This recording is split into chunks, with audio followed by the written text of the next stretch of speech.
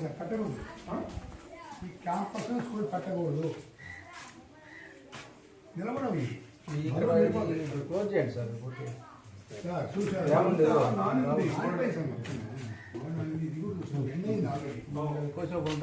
కూడా బెండ్ అయింది సార్. అది చూడండి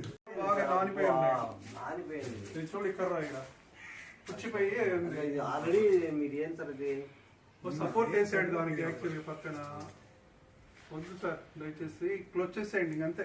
వేరే నో ఆల్టర్నేట్ లేదు. ఇమీడియట్ గా ఊర్లో ఏదైనా ఉంటే కదా ఈరోజు ఏర్పాటు చేసుకో.